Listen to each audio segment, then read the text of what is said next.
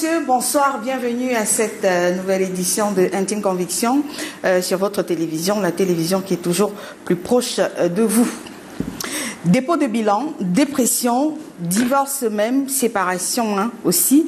C'est souvent la spirale infernale dans laquelle peuvent être entraînés plusieurs chefs d'entreprise. Alors pour reconstruire son crédit, ses finances personnelles après une faillite, oui parce qu'on parle de faillite ce soir, il n'y a pas de recette magique, nous disent des experts, mais il y a des pistes à explorer. On en parle ce soir, on va débattre autour du thème comment se reconstruire après une faillite. Et avec nous pour en parler, il y a vous sur la page Facebook de l'émission. Vous tapez tout simplement Intime Conviction au pluriel. Vous mettez un S à Intime, un S à Conviction. Vous défilez sur la page et vous pourrez poster votre commentaire. Et les plus pertinents seront relayés sur ce plateau ce soir. Pourquoi pas. Alors, nous avons des cas d'école, on va dire, des témoignages ce soir. Joël Noumsi Tchoupé, merci d'avoir accepté notre invitation. Merci d'être là sur ce plateau ce soir. Merci, bonsoir Lim. Oui, vous avez toujours votre sourire légendaire. Merci. Oui. Je suis obligée parce qu'il faut bien grimper les pentes. Et... Vous êtes obligé ou bien vous le faites parce que c'est vous en fait? Non, c'est moi en fait. Oui, oui. De sourire. Oui. En tout cas, moi j'aime ça. Et puis il y a Justine Nadège Photo, un auto, qui est là ce soir aussi. Merci d'avoir accepté notre invitation. C'est moi qui vous remercie en fait. On parlera à cœur ouvert ce soir. Oui. Oui. C'est vrai que pour vous toutes les deux, on va réveiller des blessures, des vieilles. Non, elles sont pas si vieilles que ça. On va réveiller des blessures, mais pour qu'on apprenne, il faut bien le faire. Okay. Merci d'être là, mesdames.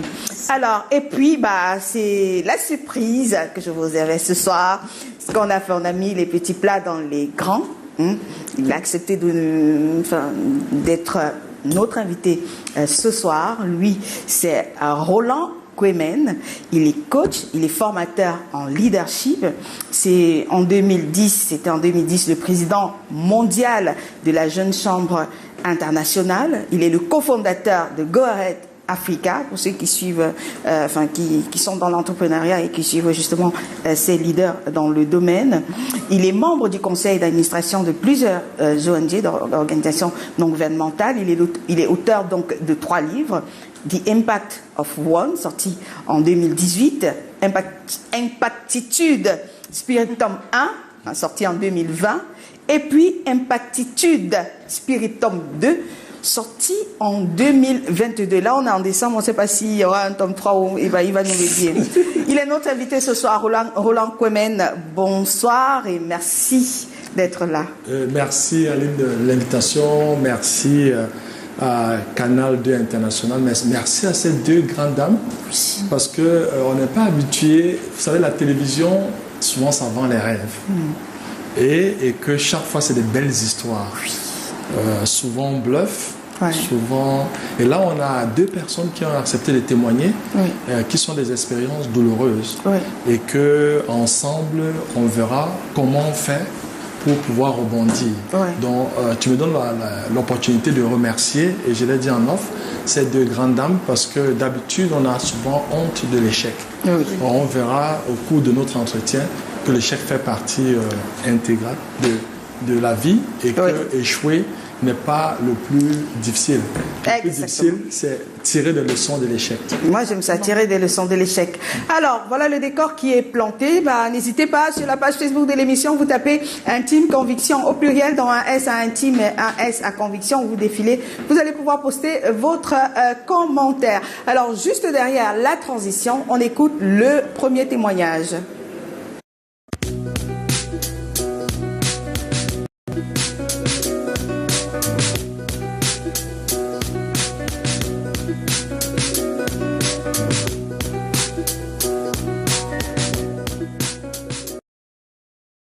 On débute avec Justine Nadège. Il y a quelques années, donc, avec votre fiancé, votre époux, vous décidez de lancer une affaire, une boulangerie. Exactement. Ça fait combien d'années vous avez décidé de lancer votre projet? Si la boulangerie existait encore, on devait être à la 14e année en fait. D'accord, donc vous deviez être à la 14e année. Donc ça fait à peu près, vous l'avez lancé en 2009. Oui. En 2009, d'accord. En 2009, on a mis les fours. Parce qu'avant ça, on avait la boutique, mais on n'avait pas encore les fours. Oui, vous aviez une boutique, oui. Vous vendiez quoi? Supermarché, mini supermarché en fait. On ne peut pas dire supermarché, mini supermarché. Oui. Et les fonds provenaient de vous, de votre mari? Nous deux en fait. Parce qu'à l'époque, j'étais commercial. Voilà. Et lui, il était employé, il était boulanger. Il est boulanger de profession en fait. Après, il a gardé les fonds, il a décidé de se lancer à son propre compte. Et à quel moment est-ce que vous décidez de rajouter la boulangerie à votre mini supermarché? Vous savez, généralement, quand on lance un business, on veut progresser. On a gardé des fonds, parce qu'il faisait des petites réunions en fait. Et puis, il y a une boulangerie en fait qui est tombée aussi en faillite. Avec les petits moyens qu'on avait, on a d'abord pris le four chez ce monsieur. Donc au début, c'était pas coûteux. C'est après aussi qu'avec le temps, on a continué de travailler, on s'est offert encore un second four. Donc on allait progressivement en fait. Et vous avez décidé d'agrandir parce que vous dites que vous louez un local, enfin une partie. Oui, justement, on quitte de boulangerie, on met d'abord les fours. Le mini supermarché, on met les fours. Après qu'on met le deuxième four, on agrandit la mini boulangerie pour mettre un supermarché. Là, on devient boulangerie, il y a un supermarché, il y a une usine de production à l'arrière. Oui, et qu'est-ce que vous produisez? Vous produisez environ combien de sacs de farine la journée? En journée, au départ, on était à 5 sacs, on avait un four. Et puis à la longue, on allait à 22 sacs. Et vous dites que vous étiez étant jeune, les minuteries nous venaient nous mettre presque 2000 à 1000 sacs au magasin. Je pense que c'est un peu ça qui était aussi un tic. Parce qu'étant au magasin, il y avait un peu de laisser aller avec les livreurs dans le versement aussi, en fait. Il faut expliquer, la minuterie, c'est ces entreprises qui viennent déposer de la farine. Oui. La farine. Qui produisent la farine. Qui produisent la farine. Voilà. Et qu'est-ce qui s'est passé? À un moment donné, vous nous expliquez que vous avez pris peut-être un mauvais gestionnaire. Hein. Oui.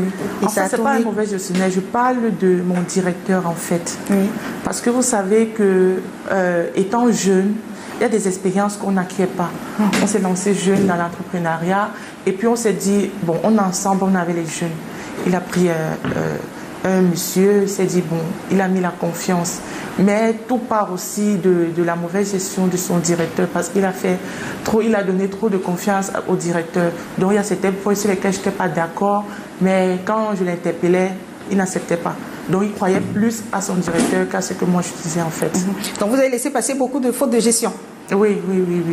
Et je l'interpellais beaucoup aussi avec les données du comptable.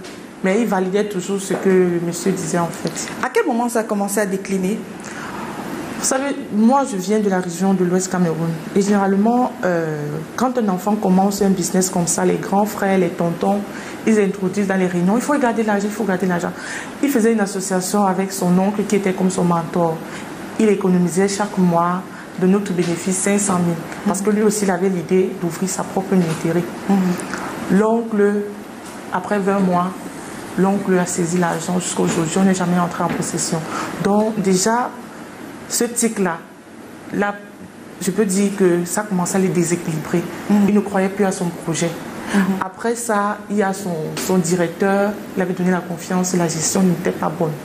On se rendait compte que si la minuterie vient vous verser 1000 sacs ou 2000 sacs, le moment de verser, il n'y a pas l'argent.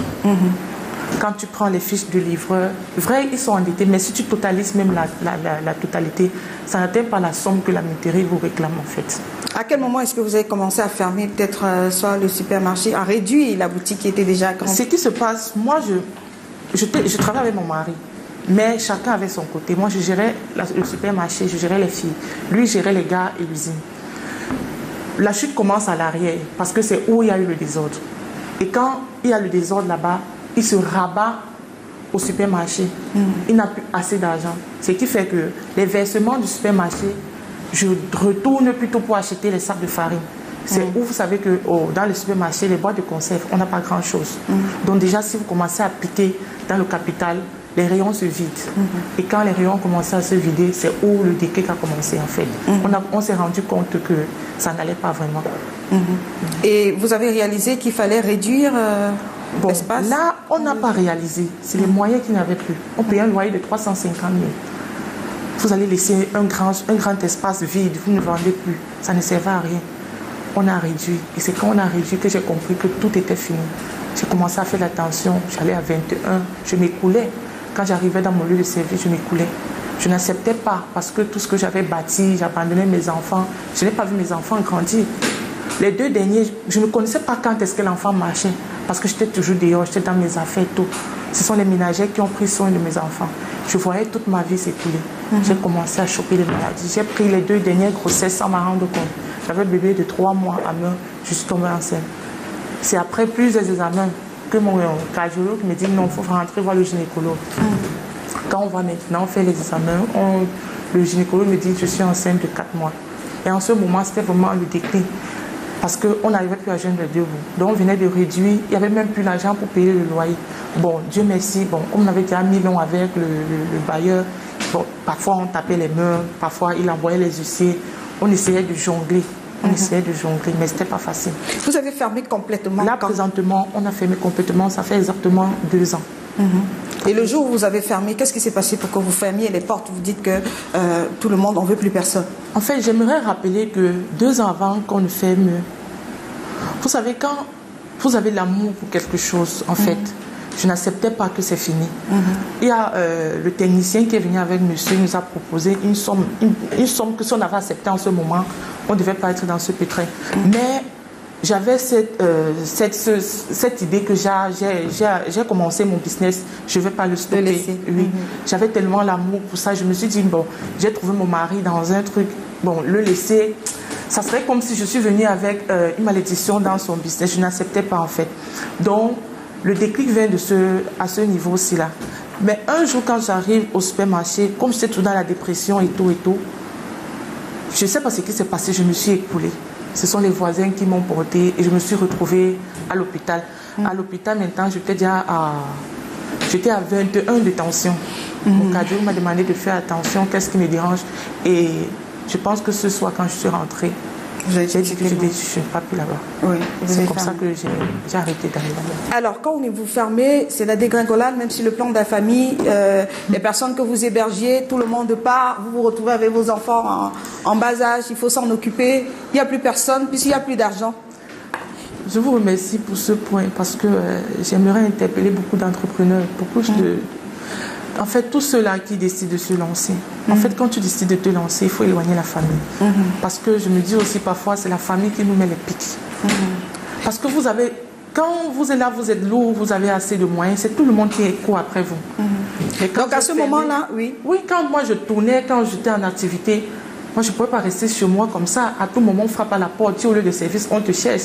Maintenant, moi je ne sais pas si j'ai d'amis, si j'ai un membre de famille. Donc tout le monde que vous avez, tout le monde est parti? Tout le monde est parti, sincèrement, tout le monde est parti. Et vous avez fait quoi des enfants? Non, moi, en fait, comme je ne travaillais plus, je suis à la maison avec mes enfants. Maintenant, je me forme juste en ligne, je fais des petites formations. Et votre mari, il a dû aller jusqu'à faire la moto, le Là, il était obligé de faire la moto parce que après, là, on a fermé. Je me suis retrouvée avec 2 maternités très proches et il n'avait plus d'argent.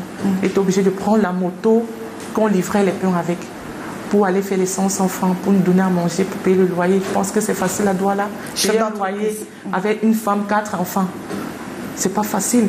Il avait 26 employés à Oui, son à l'époque, il avait 26 employés. Il a géré combien de familles, il s'est retrouvé au plus bas niveau. Il y a un soir, il est rentré, il faisait la moto, il avait un de ses employés. L'employé lui dit, boss, bonsoir. Quand il s'est retourné, il a démarré la moto, il est rentré. Ce soir, j'ai vu comment il était abattu. Donc, vraiment, l'échec, en fait, ça fait mal. Oui. Mais il faut vraiment une ceinture pour se relever. Alors, on va prendre le premier diagnostic, premier G, par rapport à l'histoire que vous venez d'écouter à Roland Quemen. Déjà, félicitations et merci d'être pour ce témoignage poignant, mais aussi authentique et vrai. Alors, on se rend compte, elle a dit quelque chose d'assez intéressant, la famille. Alors, c'était une entreprise formelle, ça devient intéressant. Quand on parle de la faillite pour leur cas, Est-ce que vous avez eu à déclarer, c'est-à-dire, puisque c'est une entreprise qui était formelle, non? C'est-à-dire qu'il y avait patente, registre de commerce. Est-ce que ça a été déclaré? La faillite. Oui, cette faillite-là, ça fait 2 ans. C'est parce que Madame Alim, elle est un peu bref. Oui, elle a demandé quoi? Oui, parce que je voulais vous rappeler que c'est moi qui pose les questions. Il faut aussi attirer l'attention. Parce qu'on n'a pas beaucoup de temps. En fait, je peux dire l'impôt, l'État. Mais est-ce que vous avez déclaré la faillite? Justement, on n'a fait pas. C'est pas moi qui devais aller déclarer parce que j'avais un fiscaliste, j'avais un bureau de comptabilité. Il devait être chargé de tout ça. Présentement, j'appelle mon comptable, il ne prend pas l'appel. Ok. D'accord. Bon, comme on a voulu aussi que l'émission soit pédagogique, donc en réalité, il faut déclarer la faillite. Il faut que. Alors, parce qu'en réalité, l'autre mot technique, c'est vous êtes en cessation de paiement. C'est-à-dire, vous ne pouviez plus payer les salaires, vous ne pouvez pas payer les fournisseurs, vous ne pouvez pas payer le bailleur, vous ne pouvez pas. Donc, ça veut dire qu'entre les revenus et tout ce qui est comme dette et les charges, en réalité, les dettes sont énormes. Que même si, vous l'avez dit, que vous avez tenu, regardez les cahiers et tout, même si on vendait tout. Alors, moi, je pense que la première leçon qu'il faut tirer, c'est que tous ceux qui sont en couple et qui font le business, il faut vraiment écouter nos épouses. La femme a ce qu'on appelle l'intuition, le fameux 6e sens. Et je suis sûr que, et je le dis parce que j'encourage beaucoup d'entrepreneurs à vite se responsabiliser, qui était votre cas. Donc en réalité, c'est une bénédiction, le fait que vous soyez là. Maintenant, l'homme n'a pas beaucoup écouté, alors que vous aviez l'intuition qu'il y a autre chose, c'est de mettre un système de gestion. Parce qu'il y a 2 facteurs en matière de faillite. Il y a des facteurs exogènes. Donc, et pour votre cas, on ne voit pas trop ce qui était l'extérieur. Il n'y a pas eu une grosse crise, il n'y a pas eu des intempéries, il n'y a pas eu d'incendie. Donc, c'est vraiment beaucoup plus interne. Donc, c'est la rigueur dans la gestion, la croissance peut-être très rapide. Parce que, vous voyez, quand les gens sont costauds, ce n'est pas forcément qu'on est en bonne santé. Donc, le poids, c'est-à-dire, et je veux mettre maintenant en business, le fait il faut faire attention à la croissance si ce n'est pas bien maîtrisé. Et enfin, on se rend compte aussi qu'il y avait quand même, au niveau de la gestion, il n'y a pas eu beaucoup de rigueur. C'est-à-dire, si on ferme les tontines, vous avez vu, il faut qu'elles soient documentées. Parce que même si c'est le tonton, même si c'est la famille, c'est toujours intéressant de documenter. On voit que ça fait quand même 500 000 fois 20 mois. C'est énorme en termes d'épargne qui disparaissent. C'est beaucoup. C'est beaucoup. Et le tonton dit, bon, voilà, moi je ne vous connais pas, vous allez au tribunal, tout, ça ne va pas. Donc aujourd'hui, on est dans un environnement très moderne. Il faut intégrer les outils modernes dans le management. La tontine, c'est bien, mais ça doit être, il faut faire attention. Donc voilà ce que je peux dire. Sauf s'il y avait peut-être d'autres questions spécifiques. Donc on va les poser, oui. Okay. Le temps d'écouter peut-être la deuxième, histoire, le deuxième témoignage avec vous, Joël. C'était un coup de dur, c'était l'année, il y a combien d'années? C'était enfin à la séparation de 2021 pour aller en 2022. Voilà. Vous avez une série, le mois de l'horreur, on va dire. Hein, les mois de l'horreur. Le mois de l'horreur de janvier à mars, en fait. Voilà, les mois de l'horreur chez vous. Il y a eu la perte de votre médecin de fille. Je tiens à le préciser parce que médecin de fille, c'est un produit fini. Hein. Après, il y a eu le décès de votre grand-mère. Après, il y a eu l'apothéose, hein, le dégapissement. Rapide. Oui. Vous aviez un bar. Un bac. Un bac. Un bac. Qu'est-ce que c'est un bac? Un bac, c'est-à-dire une construction pour l'élevage des poissons, qui sont la pisciculture. Très bien. Donc, je faisais 2 styles de poissons qu'on les fait généralement au Cameroun, qui est poisson-chat, généralement appelé la ciguë et les carpes. Voilà. Donc, vous produisez quelle quantité? Je produisais en moyenne 9000 m3 par chaque 4 mois. C'est beaucoup? Oui, oui, 9 m3. Et vous aviez de l'espace où vous réalisez tout cela? J'avais 1500 m². Intéressant. J'avais 1500 m². Ouais. Donc, 1500 m², j'ai carrément fait la maison en arrière. J'ai fait le bac au centre de la cour et j'ai fait des chambres à l'extérieur. Donc, juste au niveau de la limite, quoi. Pour mettre des gens, pour que le milieu ne soit pas trop vide, quoi. Pour qu'il y ait plus d'espace pour tout ce que j'ai envie de faire, que ce soit poulet, en termes d'activité, en fait. C'est pas dit, je suis un peu, je suis sûre. Voilà. Donc, après, lorsque vous avez été déguerpis, tout a été saccagé, il y avait des poissons encore qui étaient là? Oui, tout a été perdu. J'ai perdu tout d'un coup en un seul jour. Il n'y a même pas moyen d'enlever. Perdu complètement en un seul jour. On parle de combien à peu près? Je ne sais pas si je peux estimer. Je ne sais vraiment pas si je peux estimer. Une production comme celle-là, Oui. avec et les charges, Oui, les on est à produits. combien à peu près? Bon, j'étais déjà à 3 mois, 4 semaines d'élevage de poissons en fait. Donc, ce qui fait que les poissons avaient entre 450 grammes et 600 grammes. Puisqu'on les prend, les petits, les alevins, quand ils sont petits, on les nourrit et plus ils grandissent, plus vous changez d'environnement, quoi. Effectivement. Donc vous étiez à peu près à combien si vous évaluez avec les charges des employés et tout ça? Avec les charges employées, si on veut estimer en termes d'argent, j'étais pratiquement à 8 à 10 millions. Et le jour où vous étiez devant vos poissons en train d'être... Il est vrai que lorsqu'on détruisait ma maison, j'étais restée debout. Lorsque ça descendait, je descendais avec. Comme vous voyez là. Mais quand je me suis réveillée, j'ai dit, bon, je pense qu'il est temps de rentrer et d'aller là où je peux aller. Je suis allée dans un hangar où on a vécu plus de 2 mois. J'étais morte du parent serpent, où on vivait dans un hangar tout vide. Là, les enfants, chacun montait son moustiquet. C'est important de rappeler que ces hangars, c'était sans les murs. Non, sans les murs, sans murs. Donc il y avait juste la tôle au-dessus et vous étiez à l'air libre. Véhiculé que vous étiez... J'étais obligée de vendre même en fait, parce que je voulais même rien garder. J'étais obligée de vendre pour essayer de voir comment m'occuper des enfants et tout.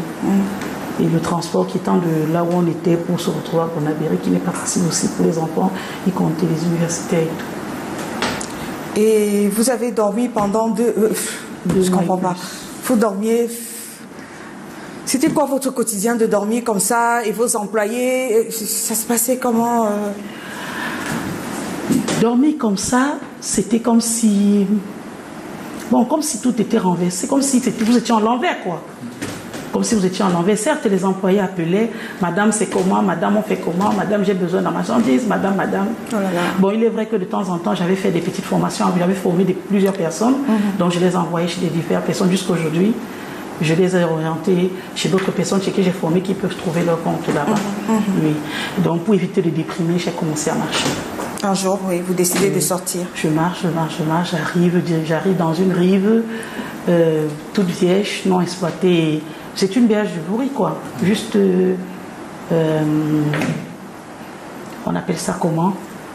Juste, le nom m'échappe. Bon, c'est une berge du Vouri. À Bonabéry. Bonabéry, oui. Oui. Bonabéry. Oui. Bon, du coup, là, je demande, mais pourquoi il y a l'eau et l'eau passe, c'est juste une branche et on ne peut pas exploiter? Il y a des mamans qui me disent que non, ma fille, on peut exploiter. Je ne sais pas comment tu vas faire, mais les pirogues passent là de temps en temps. Tu peux t'arranger avec des piroguiers qui vont s'arrêter. Et c'est là que je me suis lancée. Étant encore dans la rue. Oui. Vous étiez encore dans la rue. Effectivement.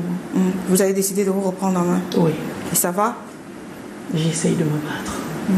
Oui, je ne peux pas dire ça va. Parce que ce n'est pas tous les jours quand même qu'on a peut-être la clientèle, que le pêcheur vient avec le poisson. Mais vous, par contre, vous vous êtes reconverti. Ça, c'est important. Oui, je suis reconvertie. En quoi? Parce que je ne faisais pas... parce que en même temps le poisson, en même temps le traiteur. Oui, mais ce n'est pas ce que j'ai appris en fait. C'est ce que j'ai appris. Parce qu'en temps normal, je suis aide-soignante. Oui, et ayant fait pratiquement 10 ans en pharmacie, je quitte de la pharmacie, je fais 10 ans en station-service en tant que sous-gérante à Libye. Voilà. Après, vous décidez de vous lancer dans l'entrepreneuriat. Dans l'entrepreneuriat, effectivement. D'accord. On est dans un autre cas de figure. Oui. Et ici, ça devient intéressant parce que là, la cause de la faillite est exogène. C'est-à-dire, ce n'est pas trop de sa faute. C'est-à-dire, là, on décide sûrement de déguerpir parce que peut-être elle a investi dans un endroit où l'État décide. Donc, et là, ce qui devient intéressant, c'est qu'elle va vite rebondir.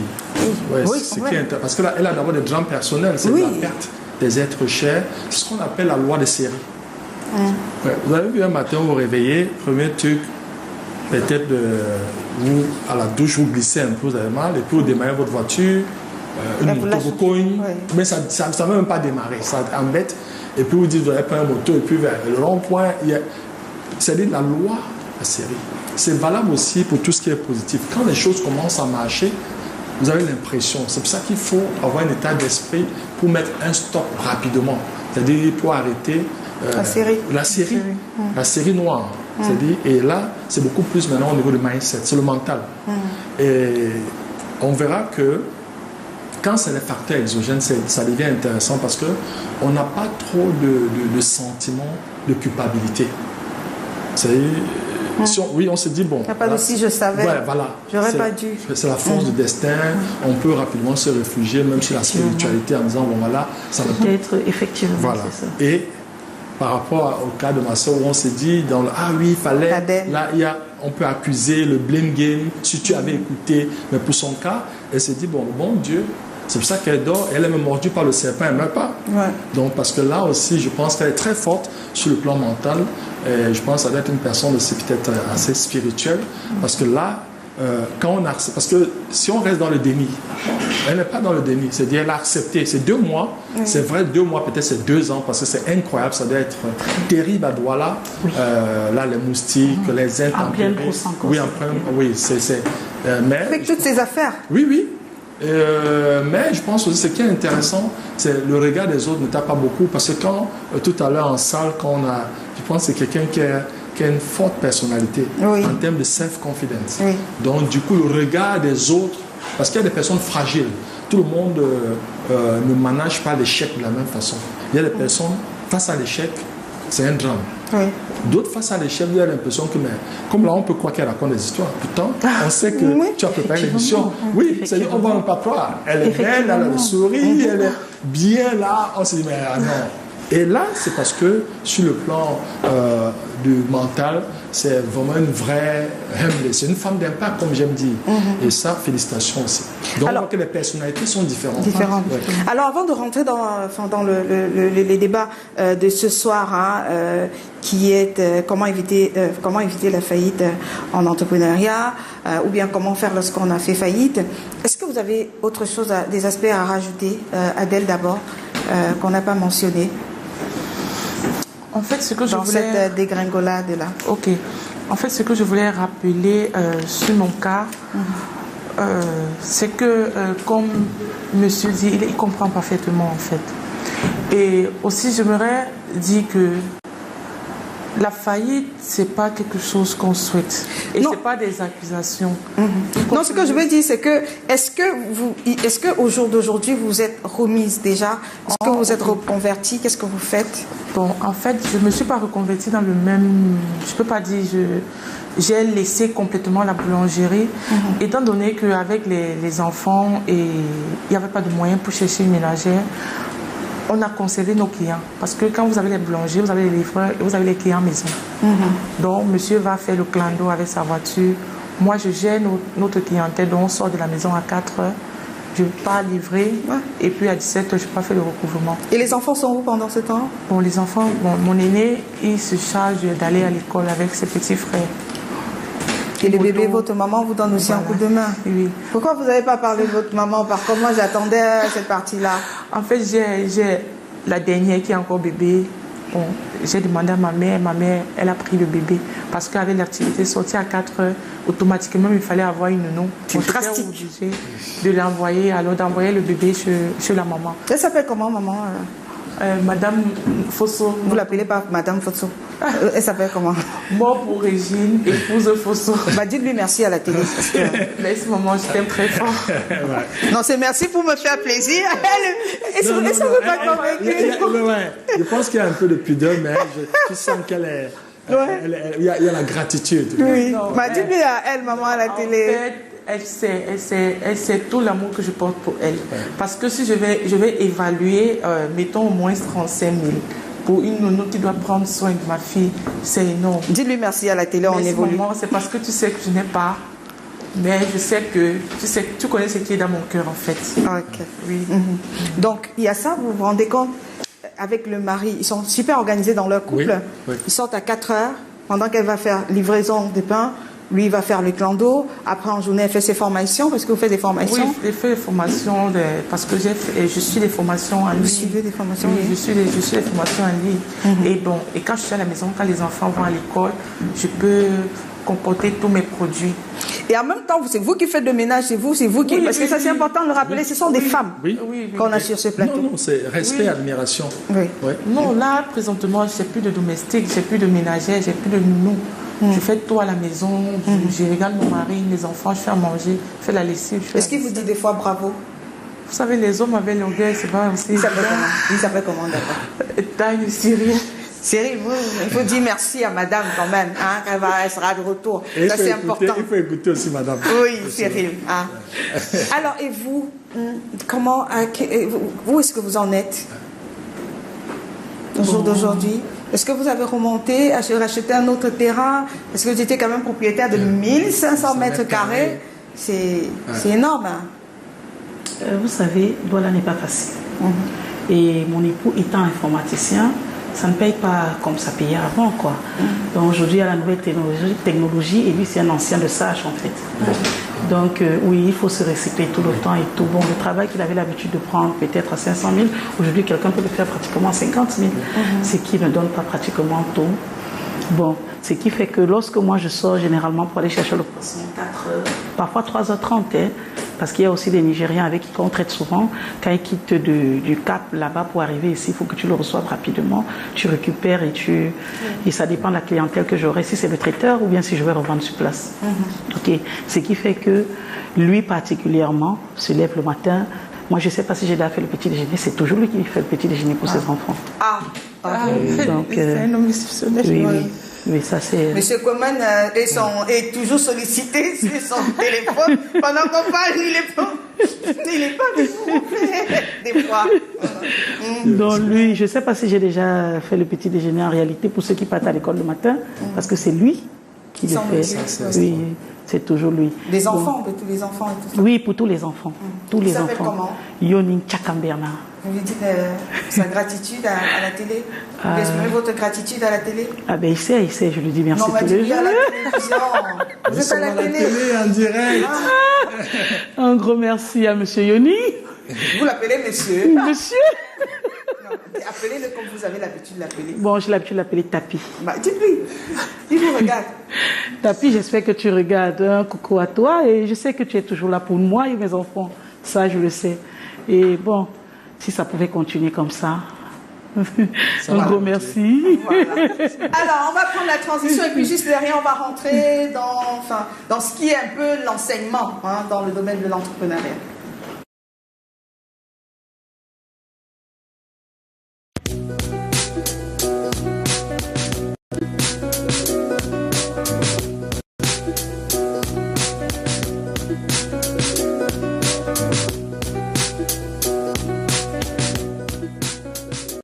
Oui.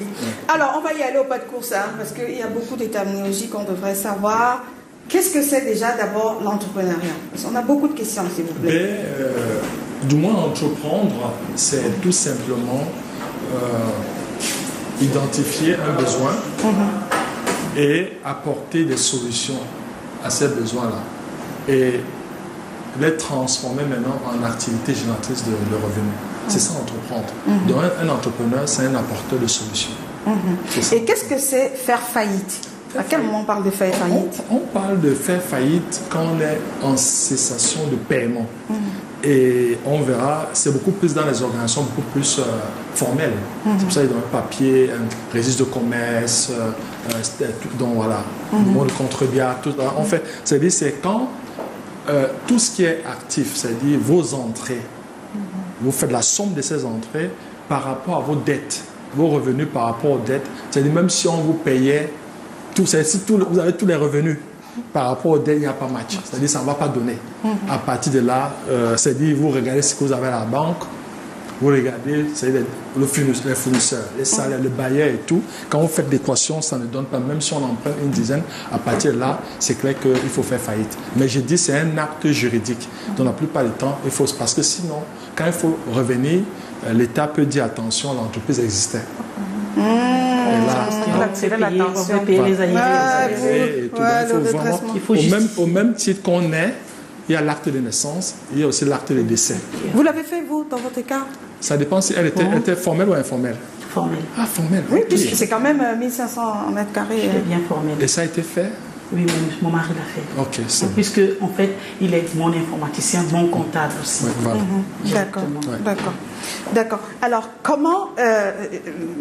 quelles sont les causes de la faillite? Ben, comme on a dit, il y a deux, et ça, on a les deux exemples. On voit clairement, et je voudrais encore remercier ces 20 dames qui ont accepté de témoigner.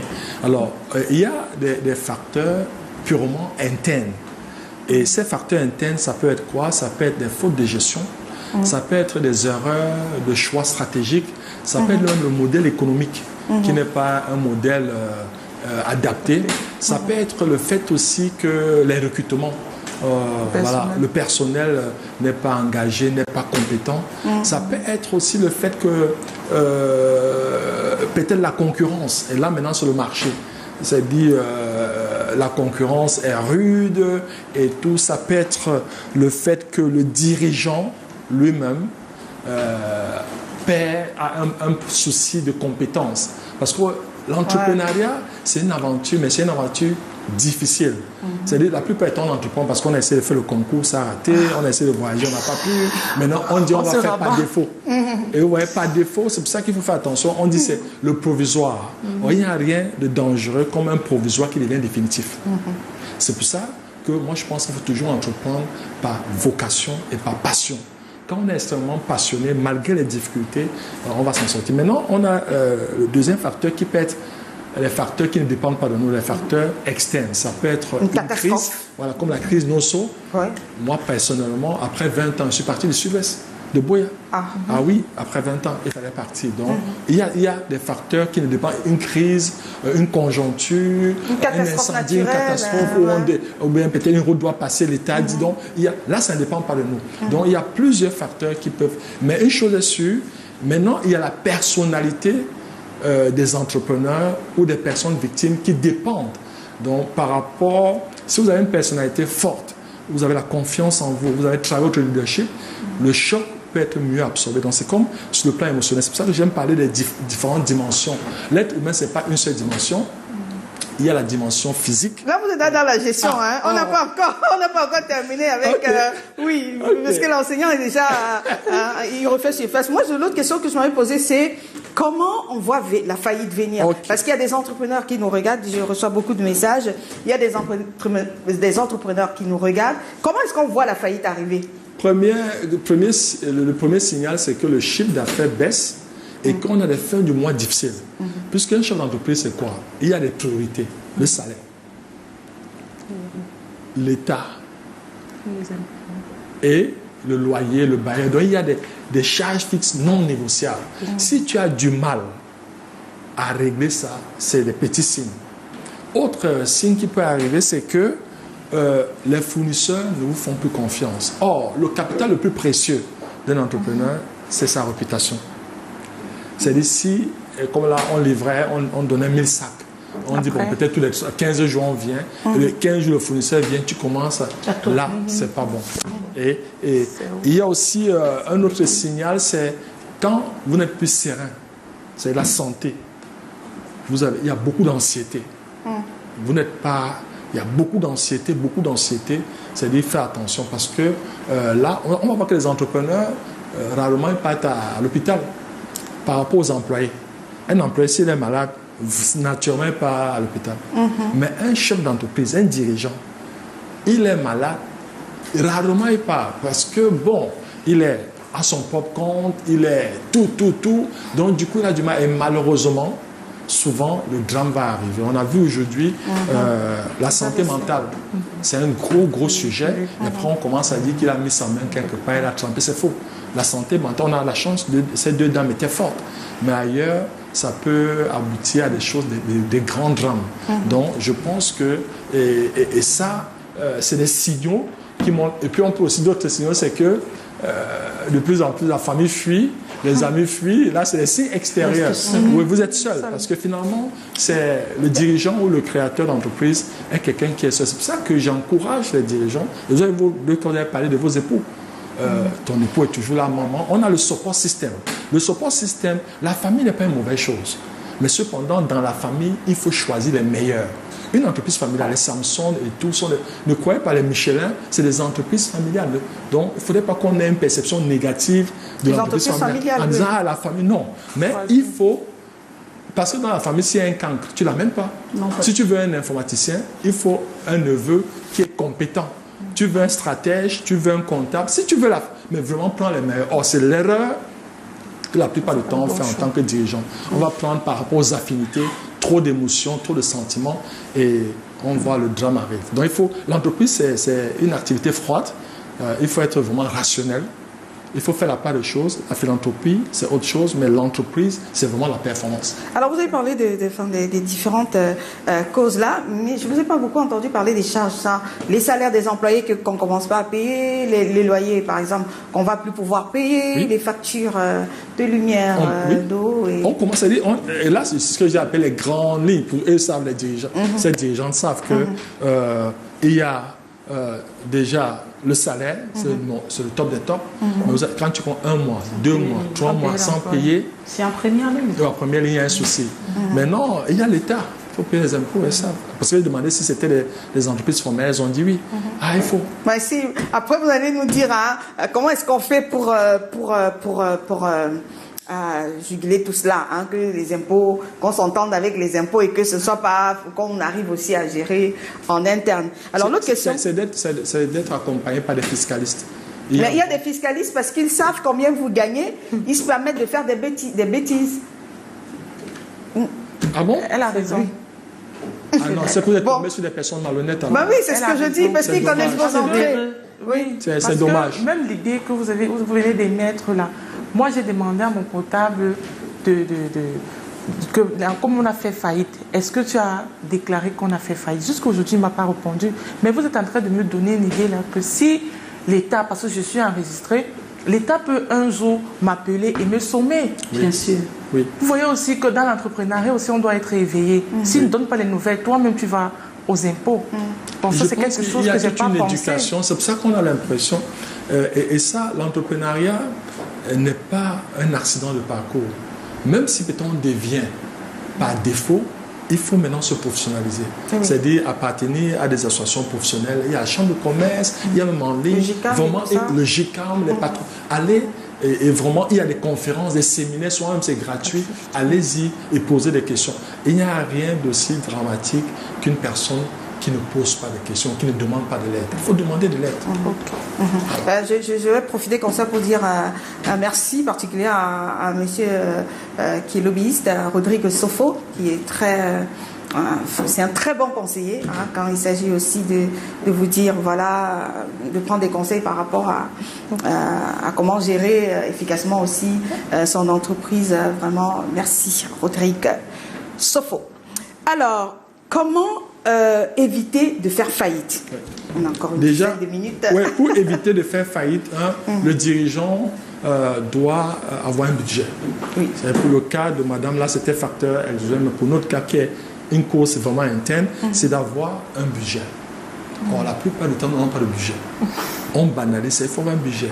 Il faut avoir un budget et être strict sur ce budget. 2, c'est d'avoir une bonne discipline financière. Oui. C'est-à-dire, bien gérer, ne pas confondre le chiffre d'affaires et le bénéfice. On le sait très bien. Donc, avoir vraiment une rigueur.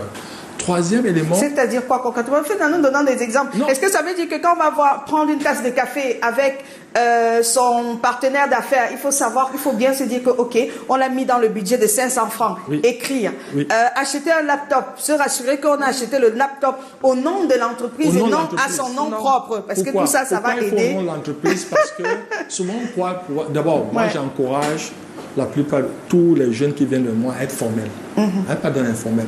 Le formel, on s'en sort pas. Il faut être dans le formel. Alors, c'est-à-dire, si je prends un thé ou un café, c'est 1000 francs, il faut un reçu, parce que ça entre dans les charges d'entreprise. Il ne faut pas avoir peur. Il faut cette éducation.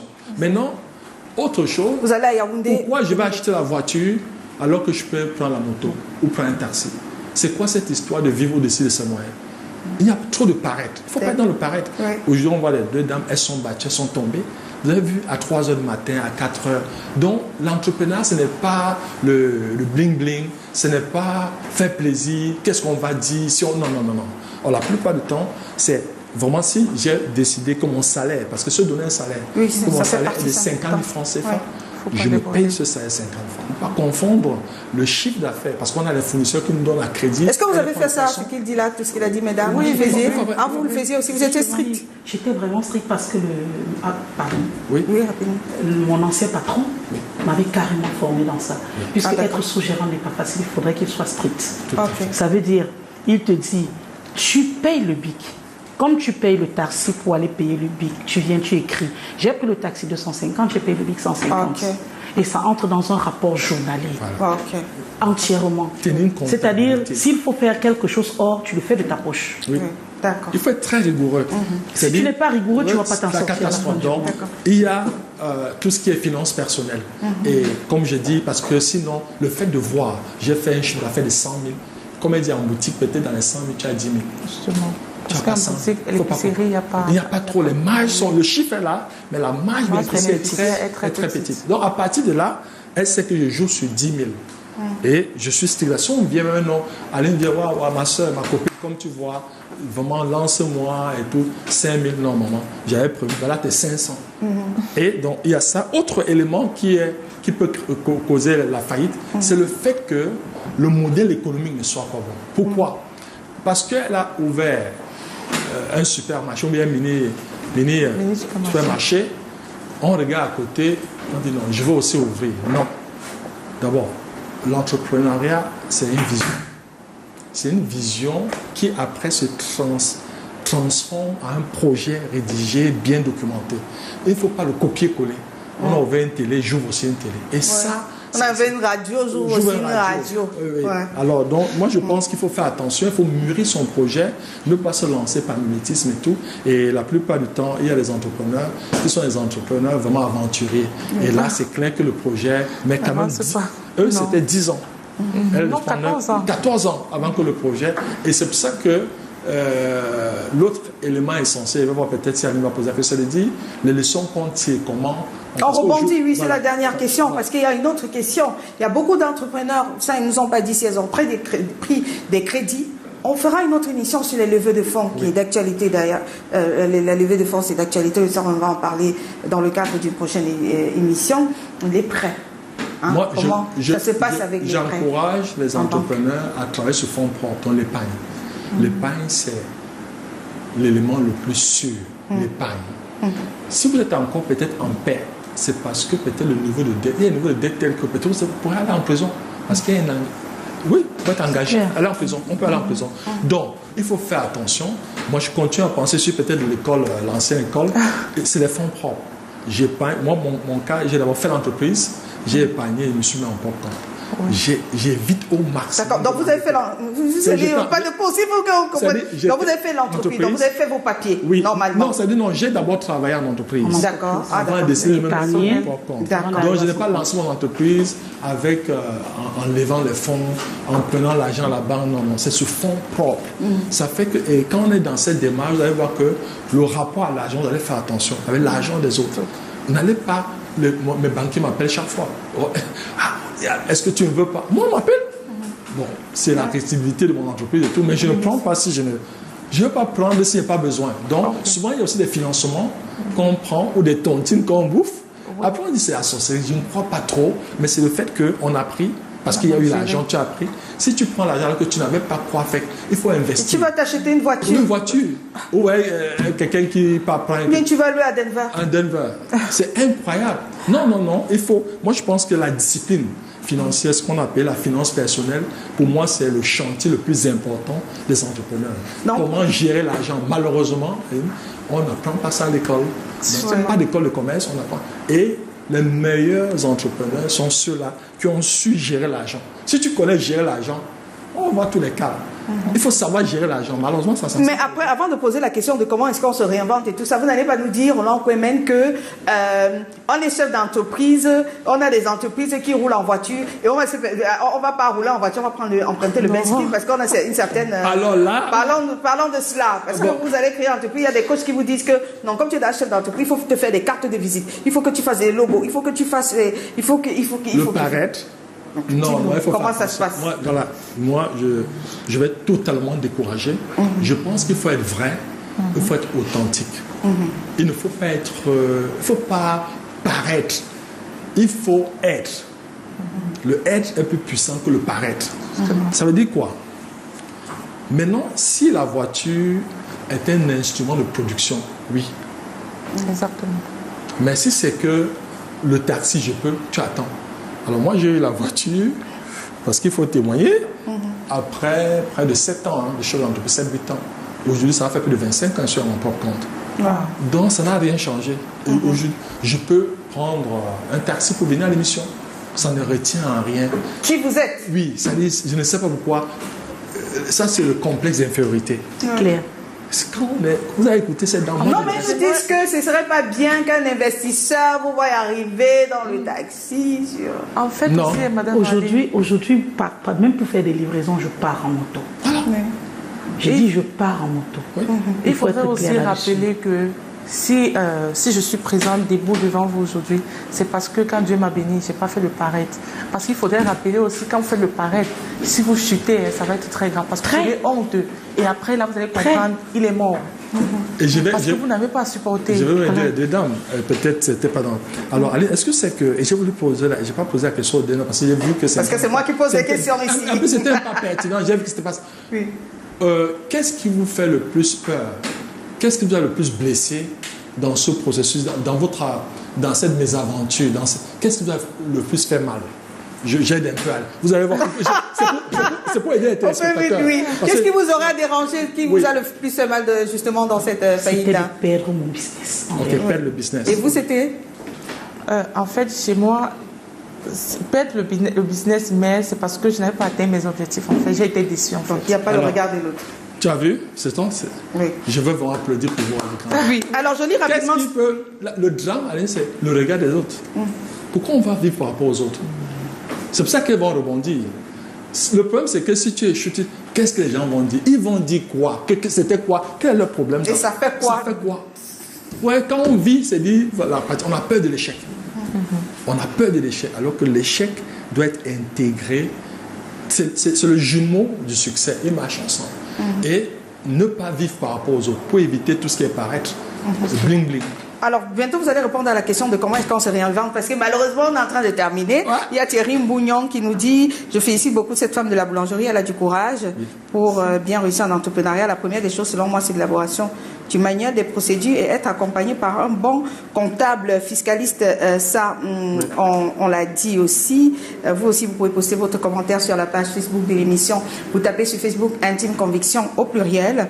Et puis, il y a ces réactions que je m'en vais lire rapidement. Intime Conviction, bonsoir le plateau.